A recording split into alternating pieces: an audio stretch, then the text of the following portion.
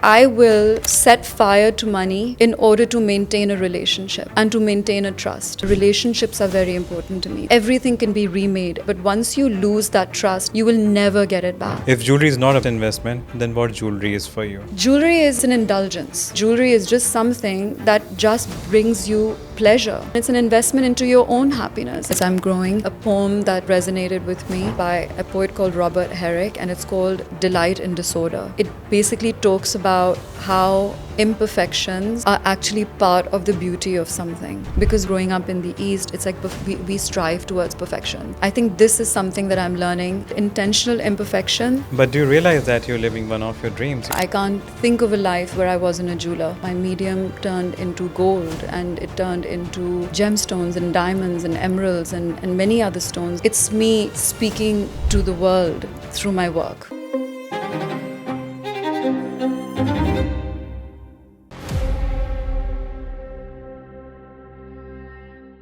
I'm your host Krishna and you're watching the Jewellery Pod. Today's episode is all about design and beautiful gems. Talking about designers, no two designers are same, unlike human fingerprints. And today's podcast is just about deciphering that what design is and how do we put a tag price to the piece that is made out of heart and soul. Let's join our hands to welcome Beenish Mahmood from Beenish Mahmood Jewels.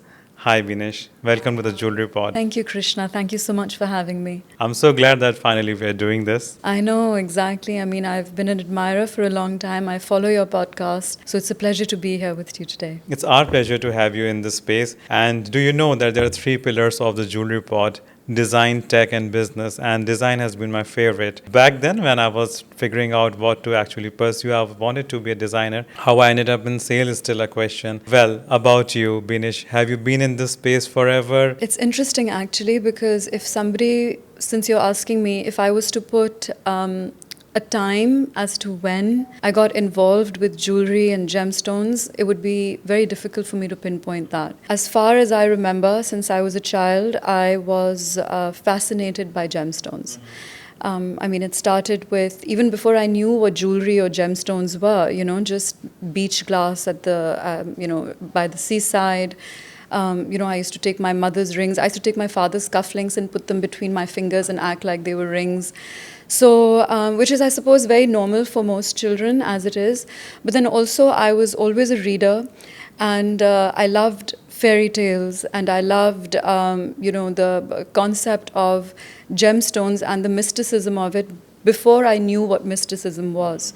And the fact that, genies would come out of gemstones, and, they were gifted to princes, and, everything had so much storytelling and so much beauty around it. And I was just fascinated by that.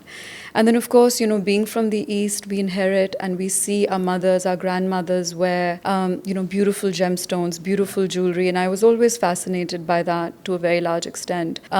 Even with my father, I was obsessed with his cufflinks. Like I told you, I remember he used to have a pair of Pasha cufflinks, those Cartier Pasha cufflinks, and I used to be obsessed with that design and the sapphire on top. And so it was just something that started off as a love of gems and jewelry, like most children have, most little girls have. And then as I grew older, I just started, it started developing into something more where, I would be fascinated every time I would see something. I would go to museums, on every holiday we would go, museums in various countries, and I would make sure that my father and my mother took me to, the area where the jewels were kept. And it just sort of went on from there. And luckily for me also, because I am from Pakistan, we had a plethora of jewels at our disposal. Emeralds like you wouldn't believe, turquoise, tourmaline, which is, for us, it was such a normal semi-precious, although I hate that word, but I hate when people say semi-precious. But, so the access was always there. So there was a lot of experimentation. I would just take wire and wrap things around wire and make jewelry out of that. And then, of course, it developed into, an actual craft where I took training for it, and I studied gems and I studied jewelry making. And the rest is history, really, So I would say that there's no real timeline that I could actually say. I feel like I've been a jeweler forever. I can't think of a life where I wasn't a jeweler. So that's where it all began. That's where it's all started for me. Also, by nature, I like to tell stories. I like to read stories. I like to write poems and songs. I like to, create something that translates what I'm reading and what I'm feeling into a tangible form. Like any artist, really. And my medium was this. My medium turned into gold, and it turned into gemstones and diamonds and emeralds and many other stones that, were not even really considered gems at that time. So really, it's a form of self-expression for me. It is a form of therapy for me. It is very therapeutic. It is my way of, it's journaling, really. It's like journaling for me. It's things that I feel inside, that, things that one would write, things that one would say, but I would like to do it through my hands. It's me speaking to the world through my work. Thanks for that fairy tale introduction. Very open-ended. But do you realize that you're living one of your dreams? You're living your imagination from childhood, and it's your profession now. And being an artist, I know you'd love to keep it more art side than commerce side, and we will explore that after a few minutes. Having said that, you're a trained gemologist, and you also know how to cut the gemstones from the rough. How did that happen? Jewelry making and gemology and diamonds, these are things that I studied. I did not study cutting or carving gemstones or many of the techniques that I'm now using in my work. To be completely honest, those things are self-taught. It was just things that I wanted to do, and I'm a big believer that if I'm not being able to find something, then I like to create it myself. And if somebody else is doing it, then why can't I do it? And so it's just a lot of YouTube tutorials and books and manuals and hours of doom scrolling, and buying a lot of equipment that was perhaps unnecessary, so a lot of money wastage, a lot of cracked stones. But somehow I have at this point reached a place where I can take a gemstone and I can do my own lapidary work with it. But that was just something that was done out of passion, necessity being the mother of invention. Yeah. So that's not something that I had any training in. But then this is also, I think, why I feel like it's a personal journey, like most things are in life. But this is my own personal journey, where every time I'm doing something or I'm creating, like for me to create with my hands is an act of worship. And when I'm doing something and I'm creating it, I'm turned inwards into myself. And especially when I'm doing something new and I'm learning something new at a much later stage in my life, I feel every moment I am learning something new about myself, like things perhaps that I knew but I forgot, things perhaps that are there but I have not really labeled in my mind. So it is a very cathartic process, learning something new. It's humbling. It's something that, you think you're smart and then you're not. You think you know something and then you realize you know nothing. So it's the complete opposite of hubris. Yeah. And it sort of brings you down to earth, and it just makes you realize how much more there is for you to know and to learn. Yeah, and your playground is accessible to yourself. You have a gem cutting facility within your home, your studio. I do. I do, much to my husband. So I took over his study, really his office, and slowly I took a corner for my jewelry bench, and then it sort of expanded, and now he has like a little desk in the corner, and the rest is all me. So I have my kiln, I have my enameling supplies, I have my places for like melting my metal, and my my lapidary equipment, all of that stuff is now all over his office. And so that's my home studio. I wish I could say that it's like some glamorous place, but it's really not. It's a workspace, where I go and I put on my music and I center myself, and I have my cup of coffee, and I have a million IQOS and cigarettes, and I sit there and then I create, with all of my bad habits. So that's basically what I've created. It's like this little girl cave that I've created for myself. And to go back to what you were saying initially about being fortunate that I am able to live my passion, I would never take that for granted. I think that is something that I am so very blessed to be able to do, that I have the time, that I have the resources, that my hands work enough that I can put those hours of work in. And I know that that's a blessing, and that's a luxury that perhaps a lot of people don't have. So I never ever take that for granted at all. And I think that this, for me, I think my journey was also a bit of a broken road. I studied my whole life to do this one thing. Yeah. Because I might not be good at many things in life, but I'm very good at this. This is something that I do know, and I say this with the utmost humility. But life happens. I got married. I was working at Tiffany. I met the love of my life. We got married. I, gave birth to my beautiful son. I just have one child, and I devoted 17 years, almost 18 years of life to being a mother, to being a wife, to living this beautiful life that we've been blessed to have. I mean, in this beautiful city that people would, give their eye teeth to live in. And I came back to it much later. Yeah.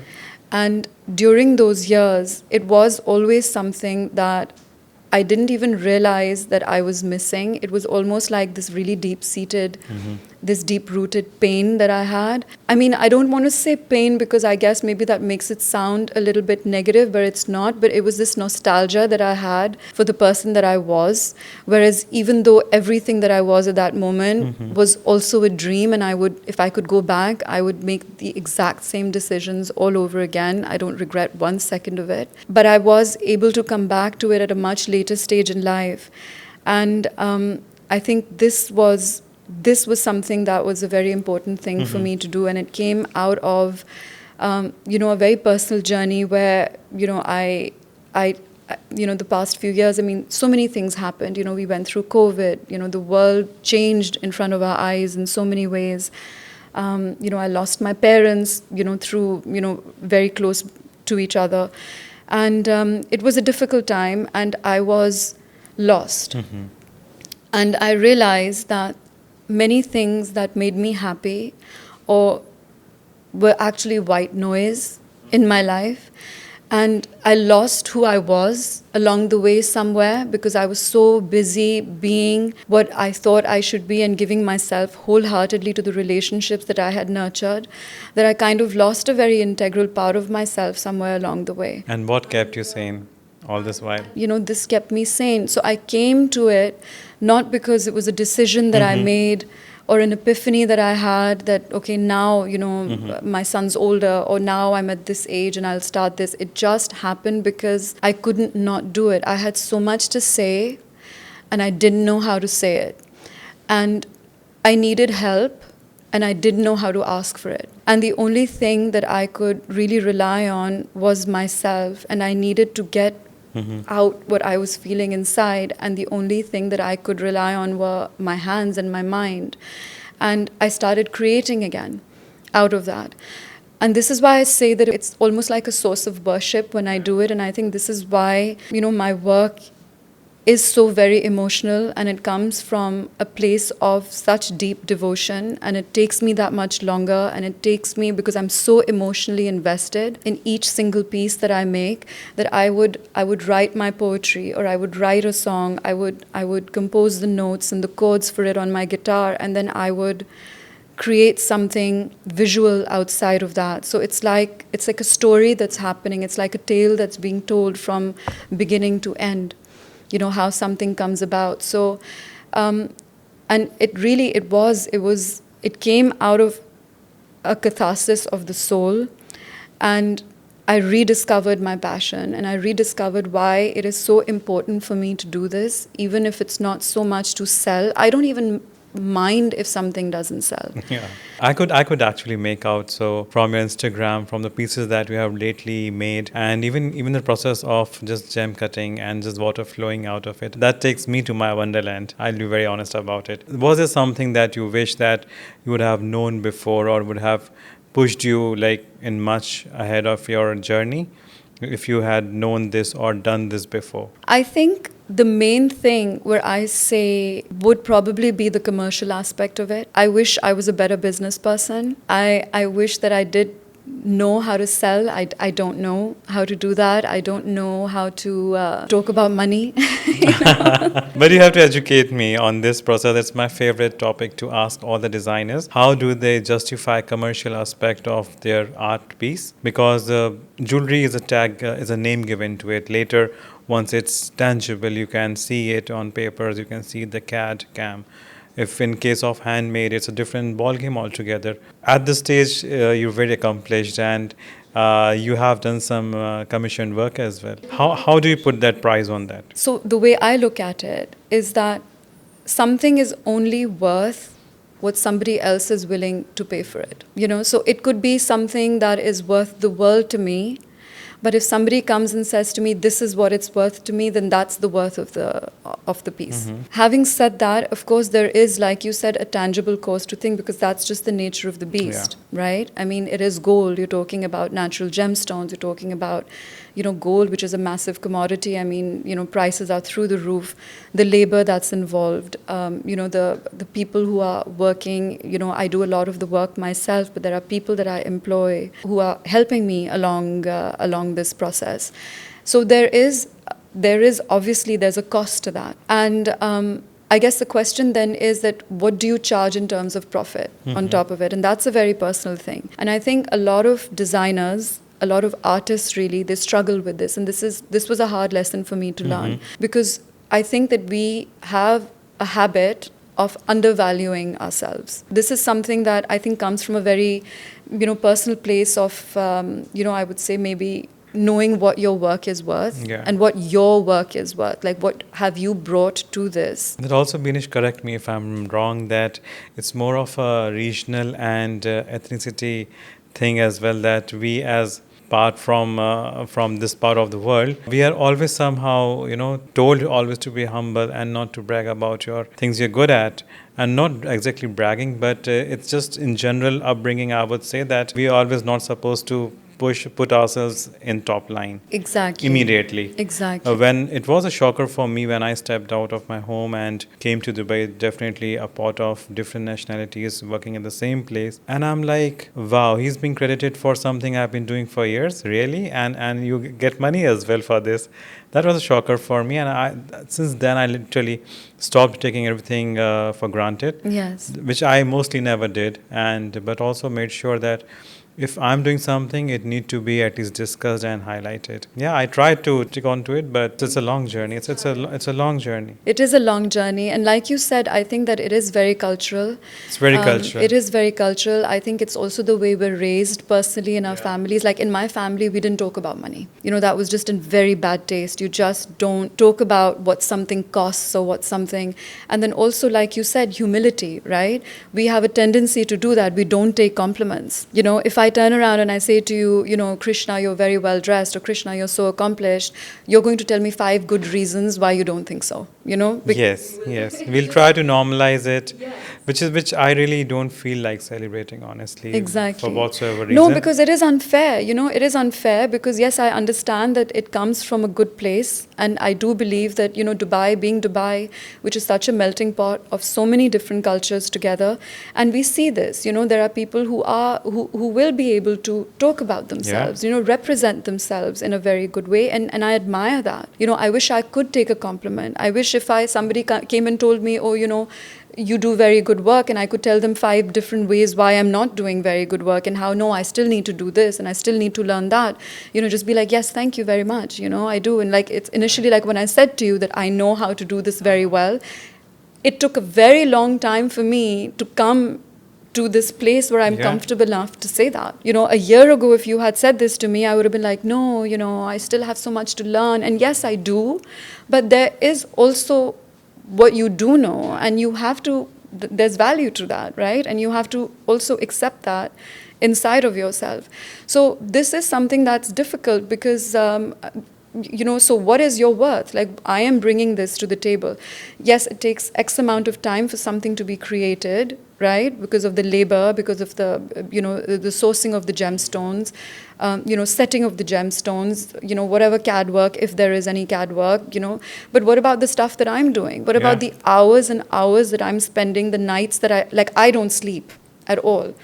I'm always working. I'm always at my bench. I'm making things in silver, then I'm making things in wax, and I'm thinking of how to set it. I'm, carving a stone. Then if I don't do it right, I'm doing the research. I'm trying to get in touch with artists who can translate my vision so I can collaborate with them and get pieces from them to work within that. So where is the value of that? My time, the hours that I'm spending. So this is something that's a very difficult thing, and artists find that, designers, artists, creatives in general, find this hard to quantify, right? Because you think that, no, but this is like, I will do it even now. I do this, like you asked me. So when you're doing a custom order, if I'm doing something specific for a client, this will be the thing that I will not put a value on. When I'm costing out a piece, I'm literally costing out the things that I'm spending on. Yeah. I'm actually not costing out what I'm spending in terms of my energy and my work and the hours and this is a difficult lesson to learn, and I'm still struggling with that. This is still something that I'm learning about myself, to put value to what I do above what I'm saying about it. I do end up talking to, younger designers, younger people who are just now graduating out of college, and it's a different world than when I graduated. We didn't have the exposure, we didn't have the tools in those days. Now, when these kids are graduating, they're already coming with these tools, they're already coming with these, these systems that have already been put place in their own countries, in their own cultures, in their own families, where they're being encouraged to do this. There's knowledge about this that's out there. And I say this to them, it's the first thing that I say to them, that, know your own value, and then I keep getting asked these questions, about like, what do you think, what should we do? I could sit there and I could talk about branding, and I could talk about, the cost of gold, and, like outsourcing, or, creating your own space, hiring your own people or your own units in which you're creating something. But that information is out there already, and there are people better qualified than me who could probably tell you a lot more about it. For me, what I say is that you have to know your worth in this, right? You have to tell your truth. You have to be true to yourself. People talk about finding your market, know your market. Yes, you know your market because you should have spatial awareness of where you are. So, even though you're not trend driven, or if you're not, following, people or copying people, you should be aware of the environment that you're in and what people will like. Yes. But at the end of the day, you have to tell your truth, and your market finds you. Literally, I feel it's the other way around, because unless you have that sense of self-worth and you're telling your story and you're bringing what you think makes you tick, that's the only way that you will resonate with somebody else. I agree to this on many levels. And it's not many people do talk about this, that your niche has to find you, your target audience has to find you.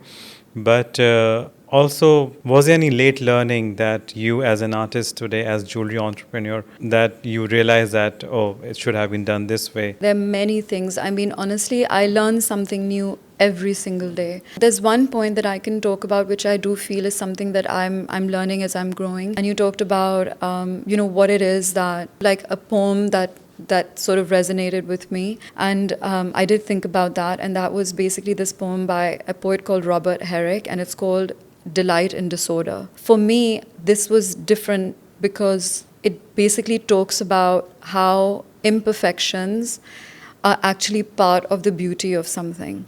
Because when I grew up, and as I was trained as a jeweler, and as I was trained as, just as a woman growing up in the East, it's like we strive towards perfection. I think this is something that I'm learning, and this is something that I utilize a lot in my work. So it'll be, yes, the mechanisms and the articulations might be perfect, because if it is a modular piece, or if it's something that is transformable, but in terms of design, the vulnerability that comes with the imperfections is, I think, that what I would probably think I love. It's something that I've learned. And I totally resonate with this, because when you say imperfect and the things that we have planned could not go through as per the plan, things that happen by its own without our intervention, they're actually all beautiful. That's why we're sitting together here, right? And we are able to do what we have never thought to do. It's very late for me as well to give due credit to the imperfections and things that could not happen because of some reason. I'm so thankful for all that. It is a beautiful thing, and I think it's a beautiful thing to come to a stage in your life where you recognize that. Realization is important. The awareness of it, I feel that's personal growth. And it's always uncomfortable, right? Because change and growth is never easy. And if it's not uncomfortable, then it's not growth. So this is something that is important. And like I was telling you, growing up as an Eastern woman, it was always about that. It's like everything is perfect. You have to be perfect of everything, at everything. So when you are designing, it's perfect. You're graded on that, when you're looking at a stone, when I was working at, very large brands, and people used to come and they always wanted something flawless. It had to be a flawless diamond, and it had to be a flawless emerald, and it had to be a flawless color. And yes, there's value to that, because these are natural things. The fact that it's flawless is a miracle of nature. So, but at the same time, it's that little flaw that gives it soul. So when I'm designing and I'm making something, that vulnerability that comes with intentional imperfections, I feel that's what translates in a person, because we're not flawless. We are all flawed. And I think that makes it human, and that makes it something that you can really sort of own in your own way. And it becomes dearer to you because of that. There's a story. It's like people talk about it, like, imperfections. Like, have you ever seen dendritic agates? And, people don't really consider dendritic agates as anything interesting, really. But if you look at the really nice ones, they're literally paintings inside. These are all flaws. These are all things that are, two crystals, sitting together and merging, and then something beautiful coming out of it. So, imperfections bring perfection. They bring beauty out of that. And I think this is something that I'm learning as I'm growing older, to own my own imperfections, and then know that I'm better because of that, that I'm coming out stronger, and maybe that's part of beauty, maybe that's part of becoming who I really need to be. So this is something that I do utilize in my work a lot. This is why I stay away from machines as much, whereas it would be so much more easy. It would be cheaper, to do that. But I think that the soul that comes with doing things with your hands, which are always a little bit imperfect, that human element, I feel that's what makes it soulful. That's what makes it real for me. This is what I realized when I was going through your Instagram. No two pieces of you are farthest related to each other.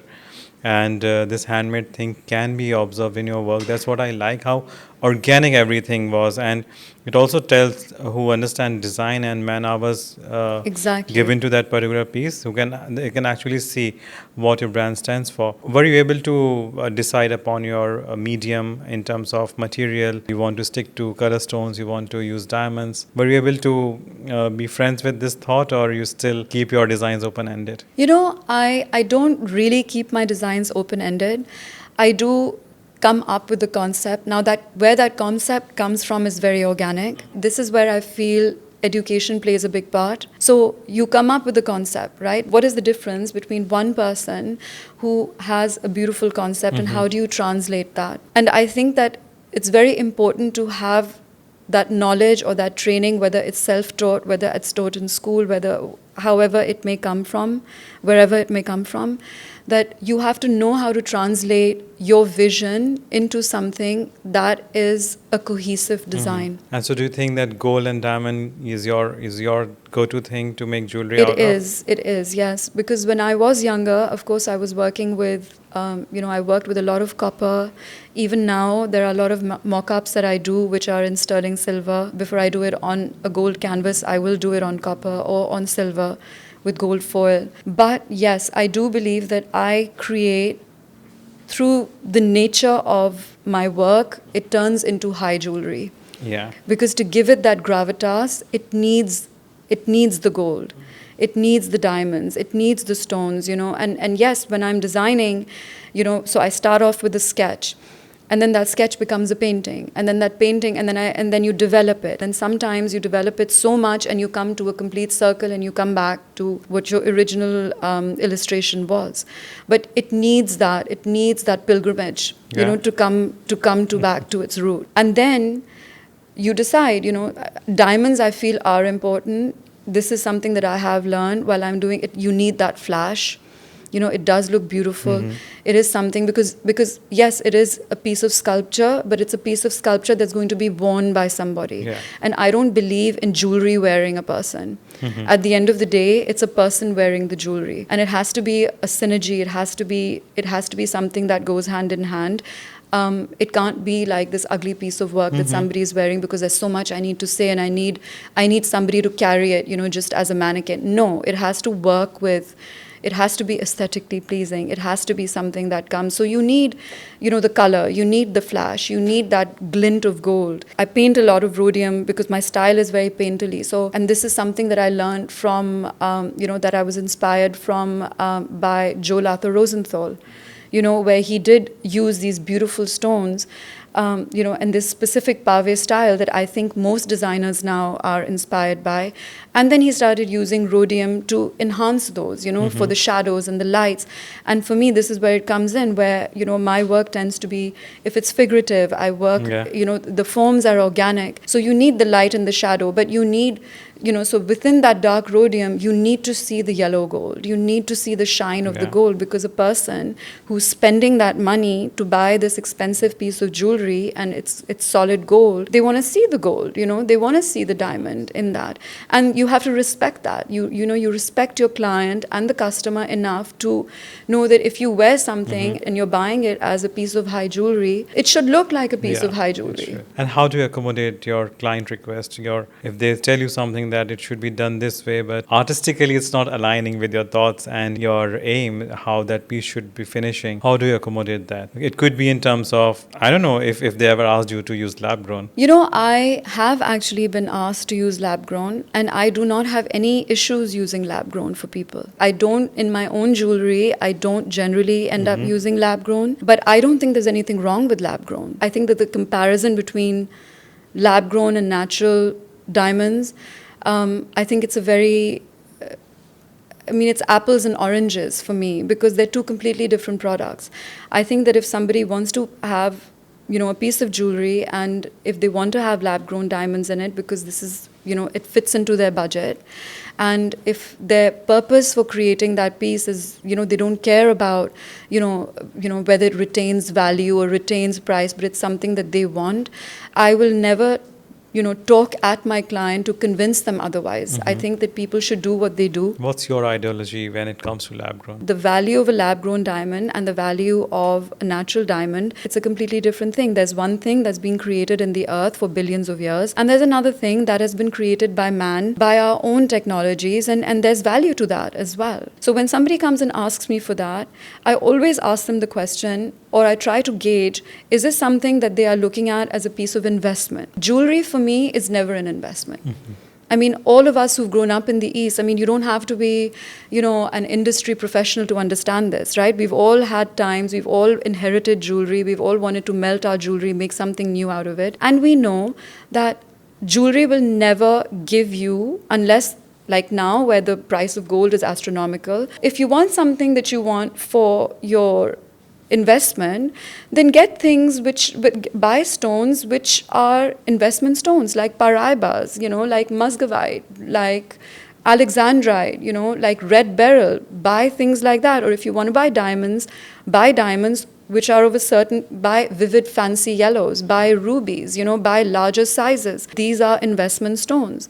So it's a silly conversation, and I almost feel like the average consumer is not thinking in those terms because they're buying retail jewelry. So when people come and tell them, don't buy this because it's not going to retain its value, it wouldn't retain its value anyway, because it's not like that, when you melt it down.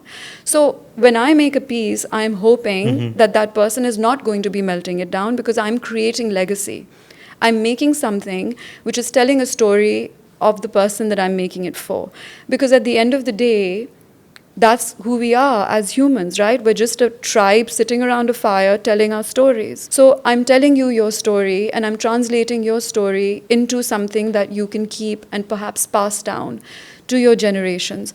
So If someone comes and says to me, you know what, can you make this in lab diamonds? Yes, I will do it, but there is a little part of me inside that kind of dies inside. You know? So I'm not going to ever talk at somebody or educate somebody in terms of what I think they should be spending their money on. I think everybody is smart enough and there's enough information out there.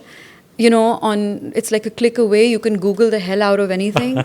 So everybody knows what they need to know. So I don't convince people to do something that they don't want to do. And if I may ask, Beenish, if jewelry is not a best investment, then what jewelry is for you? Jewelry is it's an indulgence.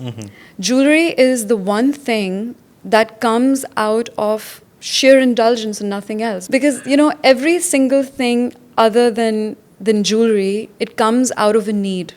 So whether that's clothing, whether, you know, fire, the needle, the wheel, everything came out of necessity. You know, jewelry is the one thing that is not a need, it's a want. And that's a beautiful thing, you know, to be able to indulge yourself. I mean, what made somebody in prehistoric times look at a pretty pebble and pick it up and, you know, tie a piece of dried intestine around it and wrap it around your throat. And then everything else came later, the function of it, like the talismanic value of it and the trade value of it, that all came much later. But ideally, jewelry is just something that just brings you pleasure and there's no other purpose for it. So why not indulge that? You know, that's a beautiful thing to be able to do. And I think that that's a very important, you know, thing to remember when you're designing, that this is truly something that somebody wants and they could do without it. They don't need it to survive. In those terms, it's an investment, but it's an investment into yourself and it's an investment into your own happiness. It's not necessarily, you know, jewelry in itself. I'm not talking about jewels or bullion or gold. I'm talking about a piece of jewelry. When you buy it, you're really investing and you're into your own indulgence and into your own wants. I need to respect that, and I do respect that, and I love that aspect of it. More than that, people need to understand that whole marketing campaigns are designed as such that it has brainwashed people. If you will buy a lab grown, it's a bad investment. People just want to look good and be happy about That's it, the right? thing, you know, and who are we to judge? Like, who are we to judge? You know, in this world that's on fire, how can we be that tone deaf where we are telling people buy this and not that? Are you earning for them? Are you buying it for them? If this is what they can afford, if this is what they want to do, if they want to wear it and pretend it's natural, who are we to say that that's wrong? I mean, we can give each other that grace, right, to be able to do that. If it brings them joy, let it bring them joy. What's wrong with it? And especially in a place like Dubai where, you know, you are encouraged. I mean, it's safe. You can wear your jewelry. You can look flashy. You know, you can talk about your jewelry and nobody judges you for it. And I love that. You know, I love the fact that you can disclose it, you can not disclose it. You can wear it, you can not wear it. You can literally, in this beautiful city and then in this beautiful country that we're living in, we can literally create our own reality. In this place which literally lets you be who you are, you know, why not just let people be who they are? You know, let them wear. Why do we have to judge them and tell them how to spend their money? They're all working hard for it. And we have to give this to the way that we're so blessed to sit amongst such refined people, left, right, and center. Exactly. Everyone is 10 on 10. Everyone is coming with some or the other kind of value, and it's a lot to learn from everyone. And as you rightly said, it's best to be yourself. You don't have to think twice. Yeah, you don't have to think twice, and I think that a little bit of kindness goes a very long way. Yeah. I think that for me, I do my work and I create my art with intention. Whether it starts off organically, whether it comes from a place of soul, whether it comes from inspiration from a memory or a poem or a song or just a feeling that I'm having. You know, by the time I have developed it and I finish a complete piece, every single thing that is put there, it's put with intention. You know, even the imperfections are there intentionally. In this particular way, I feel that I have to respect the intentions of the people who are buying it and the people that I am making it for, because I am not just making it for myself. As an artist, as a jeweler, anybody, even a writer, we do things for people. Yeah. We need that. We need that validation. We need that appreciation for the people that we're working for. In order to do that, you have to respect them. You have to respect their decisions in life, you know, one way or another, and we cannot judge that. Yeah. I read a book when I was very young, called The Fountainhead by Ayn Rand. And, there were many things that came out of that, but the one main thing that resonated with me was intentionality. Like, why are you doing something? If I'm saying that jewelry is an indulgence, if I am saying that I'm respecting the person that I am going to potentially, want to have appreciate my work, then my intention also needs to be that I need to respect what they want out of it. Yeah. Right? And I will not talk to them, convince them to do something that they don't want to do. This is a very important thing, to respect the person, to respect your audience in order to be a good artist, to be a good jeweler, to be a good creator. Yes, you're indulging yourself, but you are doing it in service to your market, to the person. Yeah. And that's a very important thing. And you need that core of kindness, and you need that core of grace and that humility, to put yourself aside and do that. And I think for me, this is where the magic comes, that restraint, that moment between, I can create a wow piece. And yeah, it's a wow piece, but then you're just like that 2 second between that caught breath where it resonates with another person, that's the intention, that's the respect is coming in. And this is what I strive towards. This is what I want to create. And that can only come from respecting the person that I'm creating for. I love your philosophy. Thank you. That you have read so many beautiful books, and you not only just read them, but do apply in your work and art as well. Wanted to know, Beenish, what are 3 non-negotiables for you, for life? It could be for your work, it could be for your future self. What are 3 non-negotiables for you? My main non-negotiable, and this is through my life, and this is for my work and everything, every single thing that I come across, is that I will set fire to money in order to maintain a relationship and to maintain a trust. And I think this is something that is very important to me. My relationships are very important to me. So whether that's my relationship with a client that I'm working with, whether it's a friend, whether it's a family member, the people that I love in my life, I feel material things, whatever those may be, they come secondary to me. Everything can be remade, everything can be rebought. But once you lose that trust, once you lose that love, once you lose that relationship, you will never get it back. And I find this more and more now, because this is something that we implement anyway in our daily lives, but most of us do. But this is something which I feel is so important for a jeweler. You cannot miss the forest for the trees. So you want to make that sale, you want to do this, but no, because at the end of the day, if you lose that trust and if you lose that credibility with the person that you're working with, it's gone forever. True. And this is part of building a legacy, because once you build that trust, and this is something that I actually learned at Tiffany, because once you build that trust, that person is going to come to you again and again. The children will come to you, the family members will come to you. A 12-year-old girl who's going to come for like a small tiny thing, but you treat her with respect and with the gravitas of this decision that she's making, she will come to you again when she's getting married for her engagement ring. She will come to you when she has her first baby. She will come to you when her children are getting married. And this is how you build legacy, and it's all built on relationship and trust. This is, I think, a complete non-negotiable for me. That was a mic drop moment. Oh, is it? I'm glad I came up with something. I love that. Early on when we started, you told that you had a very accomplished start where you didn't have to strive by yourself. You had right information at the right time. And also about like coming across people, like gatekeeping and coming across people who have helped me. I think this is important. This could be good. How do you find information back then or the community now which is formed? For example, Dubai Designers Group. Do you think it's helping? I think it is a fantastic platform. It is a fantastic platform. Just the idea of a bunch of people coming together, helping each other, building each other up, exchanging their strengths and their vulnerabilities is such a beautiful thing. And it's such a form of support. It's a source of support. When you start off, especially when you are an independent designer, it is a very big, scary world out there, because you are inundated with, larger brands. You are inundated with people who've been doing it for a lot longer. Just the exposure that we have, we're living in this voyeuristic world where, everything's at your fingertips, but nothing is really accessible to you. And it's lonely. That gets lonely. And I think that a bunch of people coming together and helping each other out and supporting each other through their ups and downs is a beautiful thing.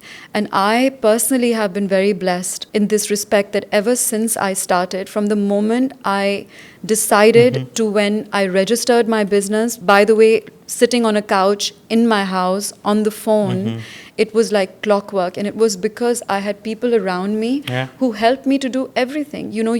Yes, of course, there are certain things that I wouldn't ask because that's intellectual property and you don't want to put somebody in that position. But in general, every single thing that I have ever needed help on, there I have been surrounded with people who have helped me out. And I think this is such a beautiful thing, and it's such a Dubai thing to do, where we're all expats mainly, and we're all people who are starting new and building our new realities, and we're all helping each other along the way. So this has been a very beautiful thing in the jewelry industry, even internationally, by the way. Even outside of that, in Paris, anybody that I have ever reached out to has just come forward with so much information that I have been able to use and utilize in my work, and it has made my life so much easier.